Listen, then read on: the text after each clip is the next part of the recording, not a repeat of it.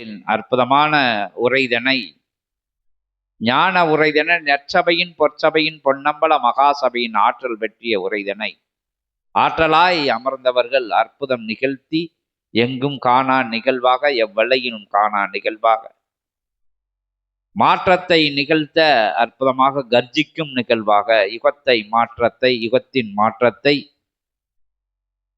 களிநிலை கொண்ட மாந்தர்களுக்குள் இருக்கின்ற தர்மம் என்கின்ற தர்ம சிந்தனை என்கின்ற இறை என்கின்ற இறை சிந்தனை என்கின்ற அற்புதமாக இறை ரூபமாக இறையின் குணமாக இருக்கின்ற அன்பெனும் நிலையை தட்டி எழுப்புகின்ற அற்புதமான உரையாக அனைவருடைய பார்வைக்குள்ளும் செவிக்குள்ளும் சென்று அற்புதமான நிகழ்வுகளை நிகழ்த்தக்கூடிய நிகழ்வாக இன்னைக்கு நடந்தேறியிருக்கு. இது இங்க உள்ளவங்க இந்த எல்லையில உட்கார்ந்துருக்கிறவங்க யார் உட்கார்ந்துருக்காங்கன்னா இயல்புல கொஞ்சம் சீடர்கள், கொஞ்சம் தொடர்பாடுகள், கொஞ்சம் ஏதோ ஒரு நிலை தேடி வந்தவங்கெல்லாம் அமர்ந்திருந்த போதும் சூட்சமத்துல 14 லோகங்களையும் தாண்டி உள்ள அற்புதமான ஆற்றல்கள்லாம் அகத்திய பெருமான் சிவ உரையை கேட்டு மகிழ்ச்சி அடைஞ்சிருக்கு. கங்கை உள் வந்திருக்கு. அற்புதமான அத்தகைய சமுத்திர நிலை கொண்ட அலை நிலைகள் செந்திலகத்தை செந்தூர்ங்கிற நிலையிலிருந்து செந்திலகத்தை நனைச்சு நின்றுருக்கு. புண்ணிய நதிகள்லாம் கணக்கில் அடங்கா நதிகள் கலந்துருக்கு இந்த இடங்கள்ல. அந்த அலை வெள்ளத்துல நீங்களும் திளைச்சிருக்கீங்க. உங்களையும் நினைச்சு போயிருக்கு. அந்த புண்ணிய நதிகளும் புண்ணியமான சமுத்திர நிலைகளும் உங்களை நினைச்சு போயிருக்கு. இங்க ஏகப்பட்ட சூட்சமங்கள் நடக்கும் இறை சபையில. அப்ப புண்ணிய நதி அலை உள்ள வந்தோன்னா சும்மா போகுமா? இருக்கிற கர்மாவையெல்லாம் கொஞ்சம் அள்ளிட்டு போயிடும். உங்களுக்குள்ள மாற்றங்கள் நிகழ்ந்து இருக்கும். இருபெரும் பேராற்றல்கள் நிகழ்த்திய உரையில நிகழ்ந்திருக்கும், நிகழப்போகுது வருங்காலங்கள்ல. இது இங்க இருக்கிறவங்களுக்கு மட்டும் சொல்லப்பட்ட விஷயங்கள் இல்லை. 14 லோகங்களையும் இருக்கிறவங்க இங்க பூலோகத்துல அங்கொன்றும் இங்கொன்றும் இருக்கக்கூடிய நகர்லங்கள்ல இருக்கக்கூடிய அனைவருமே இந்த பறைசாற்று நிலைகள்ல இறைவன் பேசினத, சித்தர்களின் தலைவன் அகத்திய பாமுனி பேசினத எல்லாத்தையும் கேட்டுக்கிட்டு இருக்காங்க. அந்த நிலைகள் எல்லா இடங்களையும் பரவி நிற்கும் போது யுகம் மாறுவதற்கு உண்டான விஷயங்கள் நடந்துக்கிட்டே இருக்கும். அதுதான் இந்த சபை செஞ்சுக்கிட்டு இருக்கு. அப்புறம் எதுக்கு இதெல்லாம் இந்த சாதனங்கள் இங்கே தானே இருக்கே, நாங்கள் மணிக்கு பேசிக்கிட்டு இருந்துடக்கூடாது. ஏன்னா இது உலகம் ஃபுல்லாக தெரியணும், பிரபஞ்சம் பூரா அறியணும். இறை தேடல்களில் உள்ளவங்க, ஞான தேடல்களில் உள்ளவங்க, சித்தர்களை தேடி அலைதவங்க, இடர் இன்னல்களை துன்பங்களில் துயரங்களில் வேதனைகளில் இருக்கவங்க, இறங்கிக்கிட்டே வர்றவங்க, ஏற்றம் இல்லாமல் ஏறதுக்கு தடையா சில நிகழ்வுகள் இருக்குதவங்க, இப்படி எல்லாரோடைய செவிகளுக்கும் இந்த பறைசாற்று மூலியமா இதை போகணும். இறைய உணர துடிச்சுக்கிட்டு இருக்கிறவங்க, ஆன்மீகம்னா என்ன அப்படின்னு தெரியாத நிலையில இருக்கக்கூடிய எளிமையான மாந்தர்கள், ஆன்மீகம்னா என்ன செய்யணும், ருத்ராட்சம் போடணுமா, காவி உடை இருக்குமா, குடுமி வச்சிருக்கணுமா, தாடி வளர்க்கணுமா, ஆசிரமங்கள் வச்சு யாகங்கள் வளர்த்து அதன் மூலத்தான் இறைவனை பார்க்க முடியுமா அப்படின்னு இறைவனை பார்க்க, இறைவனோட தன்மையை அடைய, இறைவனோட பயணிக்க ஏக்கம் கொண்டு, ஏன்னா இறைவன் தான் நம்மளோட உண்மையான நிலை. அதை உணராம நம்ம செஞ்ச வேற்றுமாற்று நிலைகளால நமக்குள்ள இருக்கக்கூடிய இறைவனை உணராம எப்படி எந்த வழியில எதை தின்னா எது தீரும், எங்க போனா இறை நிலையை அடையலாம், இறைவன் நமக்கு காட்சி கொடுப்பாரு, ஆசீர்வாதங்கள் கொடுப்பாரு, இடர்களை இன்னல்கள் இருந்து வெளிவரதுக்கு உண்டான இந்த தளம் போகலாமா, அத்தளம் போகலாமா, இத்தளம் போகலாமா, கொத்தளம் போகலாமா, காவடி எடுத்து போடலாமா, கால்நடையா நடந்து போடலாமா, மொட்டை ஓடலாமா, என்ன தட்சண நிலைகள்ல உயர்வா கொடுத்து அதன் மூலமாக இறைவனை இது பண்ணி ஆனந்தப்படுத்தி அதன் மூலமா அவங்களோட அனுகிரகத்தை பெறலாமா அப்படிங்கிற பல வழிகள்ல மாந்தர்கள் தெரியாது. இவனை இந்த குருவை தேடி போகலாமா, அந்த குருவை தேடி போறாமா, சர்க்குரு எவன், நற்குரு எவன், நல்லவன் எவன், எவனை பார்த்தாலும் வேஷம் போடுதான், போனா எதையாச்சும் புடுங்கிட்டு விட்டுருதான், இல்லாட்டி புழுகிட்டு விட்டுதான், இல்லாட்டி வேற்று மாற்று மாதைகள்ல பயணப்பட வச்சிருதெல்லாம், இல்லாட்டி அவங்க கூட போய் இருக்கல நம்மளும் சேர்ந்து உள்ள போய் கிடக்க வேண்டியது வரும். அப்படியெல்லாம் பயந்து பயணப்படக்கூடிய நிலை இப்போ கலியுகத்துல நிறைஞ்சிருக்கு. அதுக்கெல்லாம் என்ன விஷயம், எப்படி பயணப்படணும், எங்க இருக்காரு குரு, எங்க இருக்காரு இறைவன் அப்படிங்கிறத எளிமையா சொல்லி கொடுத்து அவங்களையும் எங்களோட அரவணைச்சு, சபையோட அரவணைச்சு கூட்டுக்கூட அற்புதமான பணியைத்தான் தேவர்கள் சித்தர்கள் படையோட, திருமுருகப் படையோட, அன்னையர்களோட அற்புதமான படையோட, இங்க இங்க எந்த விதமான ஒளிவு மறைவு எதுவுமே கிடையாது. இறைத்தன்மையை பத்தியோ மந்திர உபதேசங்கள், தீட்சைகள் எல்லாமே அப்பட்டமா வந்து எல்லாருக்கும் வந்து எல்லாம் இங்க எல்லாமும் எல்லாரும் பெற வேண்டும், இங்கே இல்லாமை இல்லாத நிலை வேண்டும் அப்படிங்கிறமா அருமையான பாடல் வழிகளுக்கு ஏற்ப எல்லாருக்கும் எல்லா விஷயங்களும் தண்ணி கொடுங்க. உள்ளங்கை நெல்லிக்கனி மாதிரி ஆன்மீகத்தை பத்தி தெரியணும். ஞானம் அடையதுக்கு என்ன தெரியணும்? ஆண்டவன் எங்க இருக்கான்? இறைவன் எங்க இருக்கு? இறை ஞானம் எங்க இருக்கு? அப்படிங்கிறத ரொம்ப எளிமையா சொல்லி கொடுத்த இடமா, அவங்களோட ஆற்றலோட அவங்களோட உரைய துணையா வச்சு, யாரோட? இறைவனோட உரைய துணையா வச்சு, இறை ஆற்றலை துணையா வச்சு, இறை பிரபஞ்சத்தின் ஞானத்தை துணையா வச்சு என்ன இணையா வச்சு, எனக்கு இணையா இப்படி உட்கார்ந்து சொல்றது இடம் எங்க இருக்கு? அகத்தியர் இப்படி உட்கார பக்கத்துல அகத்தியர் நடந்த இடத்துல கூட கால் மிதிச்சு போறதுக்கு யாருக்கும் தகுதி இல்லை. ஏன்னா அதற்குண்டான நிலைகள் யார்கிட்டையும் இல்லை.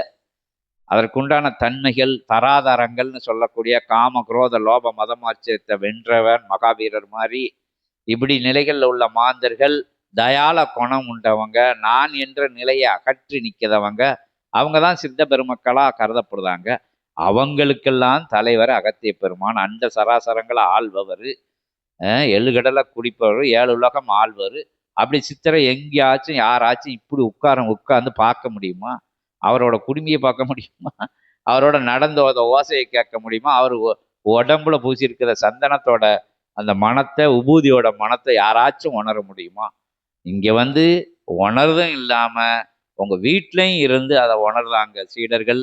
அவங்க இல்லங்கள்ல இருந்து அகத்திய பெருமான் மனுஷ ரூபத்துல வந்து, இறைவன் மனுஷ ரூபத்துல வந்து, வள்ளிகள்லாம் அற்புதமான சக்தி வடிவங்கள்லாம் மனுஷங்க ரூபத்துல வந்து உரையாற்றக்கூடிய ஒரே தலம் இத்தலம் அப்படிங்கிறத எல்லாருக்கும் பறைசாற்றி, அந்த நிலைகளை வந்து இப்படி பறைசாற்று நிலைகள் மூலமாக படம் பிடிச்சு, அதனோட இயல்புல மனுஷங்களுக்கு அதை பரப்பில, ஓ இப்படி ஒரு இடம் இருக்கோ, இவ்வளோ ஆற்றல் இருக்கோ அப்படின்னு சொல்லி இங்க வர முடியாதவங்க கூட இதோட சீடர்களா மாறி வந்துகிட்டு இருக்காங்க.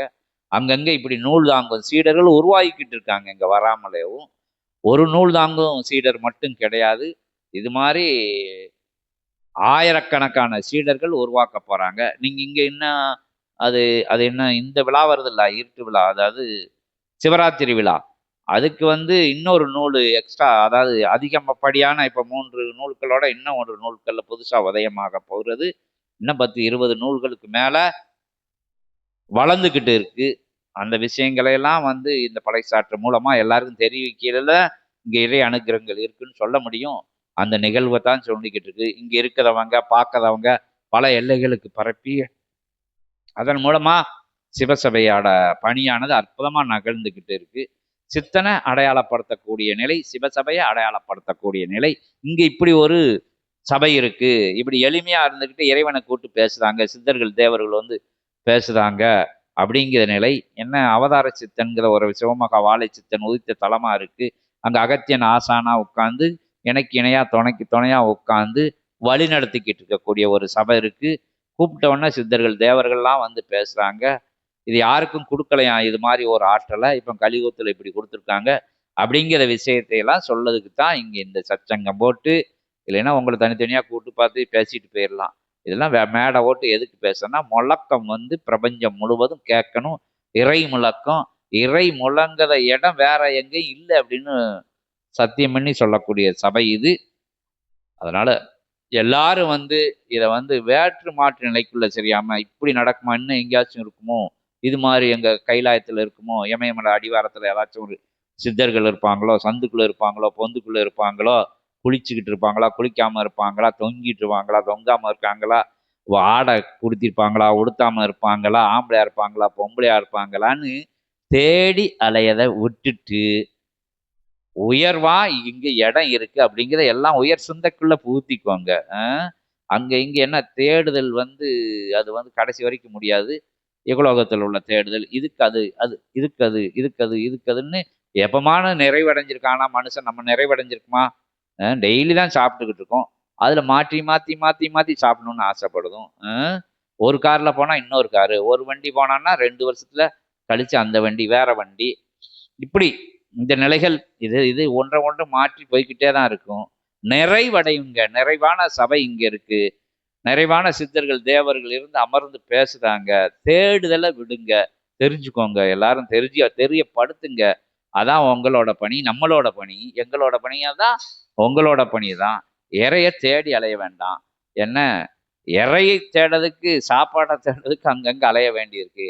ஆனா கடவுளை தேடி நீங்க எங்கேயும் அலைய வேண்டாம். ஏன்னா இந்த ஹோட்டல்ல சாப்பிடணும், அந்த ஹோட்டல்ல சாப்பிடணும், அதுக்கு காசு வேணும், இதுக்கு காசு வேணும், இந்த விஷயத்த வாங்கணும், அந்த விஷயத்த வேணா தேடி அலைஞ்சுக்கோங்க. கொஞ்ச நாளைக்கு அலைஞ்சுக்கோங்க. பிறகு கொஞ்ச நாள் பேசாட்டில் இருக்க சாப்பிட்டு பேசாட்டில் இருப்பிய. ஏன்னா உங்க அங்க அபயங்கள்லாம் ஏத்துக்கிடாது எல்லா விஷயங்களையும். ஏன்னா நாடி நடப்பெல்லாம் தளர்ந்துயிரும். எல்லா விஷயங்களையும் உண்டு ஜீரணிக்கக்கூடிய ஆற்றல் உங்களுக்கு குறைஞ்சிரும். அது மாதிரி எல்லா விஷயங்களையும் நாட்டம் இருக்கும், கட்டம் இருக்கும். அது எல்லா விஷயங்களும் மாறும்போது எல்லாம் மாறி நின்றும் எல்லாத்துலயும் உள்ள நிலைகள் போயிடும். ஆனா தயவு செய்து இறைவனை யாரும் தேடாதரங்கள். எல்லைகள் விட்டு எல்லை போகாதங்க. அந்த நதியில குளிச்சோமா, இந்த நதியில குளிச்சோமா, அவனை பார்த்தோமா, இவனை பார்த்தோமா, இவளை பார்த்தோமா, இவர் சித்தரா அவர் சித்தரான்னு எந்த நிலைக்குள்ளையும் போகாதங்க. இறை சபை எதுக்கு சொல்லுது அப்படின்னா, இறைவன் உங்களுக்குள்ளதான் இருக்கான், நீங்க தான் இறைவன். மாறி மாறி சொல்லிட்டு வருது. தேடுதலை விட்டு ஓடுதலை விட்டு என்ன அங்க அதை செஞ்சா நல்லா இருக்குமா, இங்க இதை செஞ்சா, இங்க இருந்து பேசுவாங்க. இங்க சித்தர்கள் போட்டு கூக்குரல் விட்டு உண்மையா உயர்வா பேசிக்கிட்டு இருப்பாங்க. அங்க போன ஆற்றல் பயங்கரமா இருக்கும். உடம்பெல்லாம் சிலிர்க்கும். அது தெரியும், இது தெரியும். ஏன் இங்க தெரியுது உனக்கு தெரியலையா? நைட் வந்து படிச்சிருக்க, கனவுல சொல்லுதாங்க, தரிசனத்துல இருக்காங்க, தவத்துல காமிக்காங்க, நேரா வந்து பேசுறாங்க. இதோட இது இந்த இடத்த விளம்பரப்படுத்துறதுக்காக தெரியல. ஏன்னா இங்கிருந்து வந்துட்டு தேடுவாங்க. அதுதான் சொல்லப்படுது பாடல் வரிகள் அடிக்கடி. இருக்கும் இடத்தை விட்டு இல்லாத இடம் தேடி. உனக்குள்ள இறைவன் இருக்காங்கத மறந்துக்கிட்டு இல்லாத இடமெல்லாம் எதுக்கு தேடி அலைறிய? உங்களுக்குள்ள அதான் உன்னையே இறைவனா காணத்தான் பிரம்ம முகூர்த்தத்துல தவம் பண்ண சொல்லுது. அப்ப சொல்ல என்ன சொல்லுதோம்? உனக்குள்ள பாரு, கடந்து பாரு, எல்லா விஷயத்தையும் பஞ்ச இந்திரியங்கள் மறந்து பாரு, நீ இறைவாவா அப்படிங்கிறத இறை சபையோட தத்துவம். ஆயிக்கிட்டு இருக்காங்க, சித்தர்கள் ஆயிக்கிட்டு இருக்காங்க, ஞானிகள் மகான்கள் ஆயிக்கிட்டு இருக்காங்க, யோகிகள் ஆயிக்கிட்டு இருக்காங்க. யோகிகள்லாம் தாடி மீச வச்சு இப்படி குளிக்காம செய்யாம இப்படி அலைஞ்சா அப்படி அலைஞ்சா தான் மகான் ஏத்துக்கிற விஷயம் கிடையாது. பேண்ட் ஷர்ட் போட்டிருக்கலாம், ஜீன்ஸ் போட்டிருக்கலாம், எதுவும் போட்டிருக்கலாம். வயசு ஒரு தடை இல்லை. 60 வயசு 70 வயசா ஆகணும். நாடி அங்கெல்லாம் தளர்ந்த பிறகு நீ சித்தனாயி புத்தனாயி என்ன பண்ண போற? நீ இறந்த இடத்த விட்டு உனக்கு ஒண்ணுக்கு கூட ஒரு ஆள் கையை பிடிச்சு கூட்டு போகும். நீ என்னத்தை பிரபஞ்சத்துக்கு பணியாற்றிடுவ? சின்ன வயசுலயே இறைப்பணி செய்யுங்க. சின்ன வயசுலயே புண்ணியம் செய்யுங்க. நாங்கெல்லாம் அதை செஞ்சு இதை செஞ்சு அப்படி பார்த்து இப்படி பார்த்து எல்லாத்தையும் பார்த்துட்டு இங்க சித்த சபைக்கு வரோன்னு சொல்லுதாங்க. எல்லாத்தையும் பார்த்துட்டு நீ வந்தா என்ன, வராத என்ன? உனக்கு 3 பேர் காவலுக்கு போடணும். உன்னை தூக்கி சமக்கிறதுக்கு 2-3 பேர் வேண்டியது இருக்கும். உனக்கு ஆஸ்பத்திரி கூட்டு போறதுக்கு 4 கார் வேண்டியது இருக்கும். தேவையா? நல்ல அறிக்கையில செய்யு. இங்க வந்து செய்யணும்னு அவசியம் கிடையாது. சித்த சபை பண்ட இறை தொண்ட உன் எல்லையில இருந்து ஆற்று அப்படிங்கிற விஷயத்தையும் சொல்லி, இறைவனை வர்றதுக்கு கண்ட இடங்கள்லாம் செலவழிச்சுட்டு அலைய வேண்டாம். உனக்குள்ள இறைவன் உட்கார்ந்துருக்காரு. அவனை நம்ம தான் கெடுத்து வச்சிருக்கோம். நம்ம சுழற்சிக்காண்ட இறைவன் நம்மளை பிறப்படுக்க வச்சான்னா, அந்த சுழல் மையத்துக்குள்ள இங்கேயே இகலோக பொருட்கள் மேல பற்று வச்சு அது இதுன்னு அது மேல இது மேல எது மேல எல்லாமோ போய் இறைத்தன்மையை உணராம இருக்கும். உணருங்க அப்படின்னு எல்லாம் கணவன் மனைவியா இருந்துக்கோங்க. பொருளியலை தேடிக்கோங்க, அதோட அருளியலையும் தேடிக்கோங்க. எந்த நாளும் வாங்கிக்கோங்க, எந்த விஷயங்களாலும் செஞ்சுக்கோங்க. யாரும் கண்ணீர்ல இருந்து வர வேண்டாம். யாரோட வேதனைகளும் இருந்து உங்க வளர்ச்சி நிலையில இருக்கக்கூடாது. யாரோட துரோக நிலையிலையும் இருந்து நீங்க ஜெயிச்சதா காட்டிக்கிடக்கூடாது. அதெல்லாம் வெற்றிகள் இல்லை அப்படின்னு சொல்லி, உன்னை நீ என்னைக்கு வெற்றி அடையுதோ அதான் வெற்றின்னு சொல்லி, நீ வைக்கக்கூடிய டார்கெட் விஷயங்கள் உன வருஷம் உயர்ந்துக்கிட்டே போகும். இன்னும் இத்தனை லட்சம், இந்த ரைட்டு கோடி, கோடியை தாண்டி பல கோடி, பல கோடியை தாண்டி போதுக்குள்ள நீ கோடியை விட்டே போயிடுவ. பிரபஞ்சத்தின் ஒரு கோடிக்கு போயிடுவ. அதுக்கு பிறகு சேர்த்து வச்சது இருக்கும், நீ இருக்க மாட்ட. அப்போ நல்ல தரமா இருக்கையில, நல்லா பஞ்ச இந்திரியங்களும் நல்லா செயல்படையில, கண்ணு காது மூக்கு எல்லாமே மெய் நல்லா துணையா இருக்கையில நம்ம புண்ணியத்தை தேடிடணும். பார்க்காத விஷயங்கள் பொய்யானவை அப்படிங்கிறத தெரிஞ்சுக்கணும். கணவன் மாயை, மனைவி மாயை, குழந்தைகள் மாயை, இகலோகத்தில் இருக்கக்கூடிய பொருள் அனைத்துமே மாயை. மாயையோட மாயையோட கலந்து நம்மளை அறிஞ்சுக்கணும். அதான் இறைத்தன்மை. எல்லாத்துக்குள்ளும் இருங்க, எல்லாமா இருங்க. அதிக அளவுல குழந்தைகள் மேல பாசம் வச்சிருங்க, மனைவி மேல பாசம் வச்சிருங்க, கணவி மேல பாசம் வச்சிருங்க, நட்புகளோட பாசம் வச்சிருங்க, சுற்றத்தாரோட பாசம் வச்சிருக்கங்களை பார்த்து வச்சுக்கோங்க. எல்லாம் பொய்யானவை அப்படின்னு நீங்க கற்றுக் கொடுக்கப்படுது. ஒரு நிலைக்கு மேல் எல்லாம் மாயை நிலை அப்படிங்கிறத ஞானிகள் உணர்ந்துருதாங்க. அவங்க அனுபவத்துல உணரணும்னு கிடையாது, பார்க்கிற பார்வையிலேயே அவங்க ஞானம் அடைஞ்சிருதாங்க. ஓ, இவனோட வாழ்க்கை இப்படி இருக்கா, இன்னென்ன விஷயங்களை பார்த்து வந்திருக்கா, இவளோட வாழ்க்கை இப்படி இருக்கா, இந்த ஆளு இப்படி ஏமாந்துருக்காரா, இந்த ஆளு இப்படி வஞ்சகம் பண்ணியிருக்கானா, இந்த ஆளு இந்த சூழ்ச்சி பண்ணியிருக்காங்களா, நமக்கு என்னென்ன பண்ணுதாங்க அப்படிங்கிறதோட நம்ம உணராம பிரபஞ்சத்தில் இருக்கக்கூடிய விஷயங்களை எல்லாம் உணர்ந்த பட்டால்தான் ஞானி அப்படின்லாம் சொல்லுவாங்க. படாமலே ஞானியானவங்க ரொம்ப பேர் இருக்காங்க. இப்ப சித்த சபையெல்லாம் வர்றதவங்கள நீங்க படலாம் வேண்டாம். இங்க வந்தாலே அடுத்தவங்க வாழ்க்கை முறைகளை பார்த்துக்கிட்டாலே, ஒவ்வொருத்தரோட ஏற்ற இறக்கங்களை பார்த்துட்டாலே நீங்க ஞானி ஆகலாம். அதை ஈஸியா சொல்லி கொடுத்துட்டு வருது. நம்ம சொல்ல போற விஷயம் எதை சொல்ல வந்தோம்னா, உங்களுக்குள்ளதான் இறைவன் இருக்கான். இந்திரியங்கள் வழியாக உங்களோட காம குரோத லோப மதமாச்சரியங்கள் வழியாக நீங்க பயணப்பட்டு, நம்மும் பயணப்பட்டு இறைவனை மறந்துடும். உன்னை பார், உனக்குள்ள நான் இருக்கேன் அப்படின்னு அவங்க சொல்லுதாங்க. நானை திறந்துரு, நாங்க வாரோன்னு சொல்லுதாங்க. இப்படி புரியாத மொழியா சித்தர்கள் சொன்னாலும் எல்லாமே உன்னைய உயர்படுத்துறதுக்கு தான். அந்த நான் அப்படிங்கிற விஷயம்தான் எல்லாத்தையும் கெடுக்குங்க. நான் எனக்குரியது, நான் அவனோட பெரியவன், இவனோட பெரியவன், எங்க சொந்தக்காரங்களை நான் பெரியாளு, எங்க ஊர்ல நான் பெரியாளு, எங்க வீட்டுல நான் பெரியாளு அப்படிங்கிற விஷயம்தான். நான் தனிப்பட்டவன், தனித்தன்மையானவன். எல்லாரும் ஒரு வழியா சாப்பிட்டு ஒரு வழியா தான் வெளியே போகுது. எல்லாருக்கும் வயசானான்னா சுருக்கங்கள் வருது. எல்லாருக்கும் வயதானா இந்திரியங்கள் செயல்பட மறுக்குது. இதுதான் உண்மை. ஆனா அந்த நிலைகள்லே எல்லாருக்குள்ளேயும் இறையை உணர்ற தன்மை வேறுபட்டு இருக்கு. அதை யாரு எல்லாமே இயல்பு, எல்லாமே இறைவன் கொடுத்தது, எல்லாம் மாற்றத்துக்கு உரியது அப்படின்னு யாரு கண்டுக்கிட்டாங்களோ அவங்க இறைய உணர்ந்துருவாங்க. அந்த விஷயங்கள் தான் இங்கிருந்து கற்றுக் கொடுக்கப்படுது. எளிமையா கற்றுக் கொடுக்கப்படுது. சரணடையும் போது, ஆமா நீங்க கற்றுக் கொடுக்கைய நாங்க வீட்டிலேயே இருந்து கத்துக்கலாம்னா கத்துக்கலாம். இங்க வர முடியா சாமின்னா அதுக்கு இங்க வழிவகை இருக்கு. பிறகு நீங்க கோமாதா பூஜையை இதுல பாடுங்க, சாதன வழியா பாருங்க. என்ன நினைச்சுன்னா கூட சித்த சபையோட ஆற்றல் இருக்கும். உங்க கையில சாதனங்கள் வேண்டாம். பிரம்ம முகூர்த்தம் 5:36க்கு சிவசபையில ஆரம்பிச்சிருப்பாங்க கோமாதா பூஜை அப்படின்னு உட்கார்ந்து தவத்துல இருந்தா கூட போதும். நீங்க சாதன வழியா கூட பார்க்க வேண்டாம். இந்த சபையோட ஆற்றல் உங்க வீட்டுக்கு வந்துடும். அதற்கு பிறகு இங்க சொல்லப்பட்ட மந்திரங்கள், ஜபதமங்கள் இதை கொஞ்ச நேரம் வாழ்க்கை ஃபுல்லா நீங்க உங்களுக்கு செலவழிங்க. சித்து சபைக்கு அதிகாலை நேரம், பிரம்ம முகூர்த்த நேரத்துல 24 நிமிஷம், அதாவது ஒரு அரை மணி நேரம்னு வச்சுக்கோங்களேன். ஒரு நாளிகைன்னு சொல்லப்படுது 24 நிமிஷம். அந்த 24 நிமிஷத்துல 15 நிமிஷம் கூட முதல்ல இருந்து, 12 நிமிஷம் கூட இருந்து பாருங்க. அதற்கு பிறகு நீங்க 24 நிமிஷம் உட்கார்ந்துருவிய. 12 நிமிஷம் முதல்ல சொல்லப்படுது. ஏன்னா எனக்கு தவம் இருக்கு தெரியாது, எனக்கு ரொம்ப வேலை இருக்கு, நான் எங்க வீட்டுக்காரர் சத்தம் போடுவாரு, சமையல் பண்ணணும் அப்படிங்கிற விளக்கேற்றி கொஞ்ச நேரம் இங்க நின்று வழிபட்டு நில்லுங்க. இறைச்சபை ஆற்றல் உங்களுக்கு பகிரப்படுது.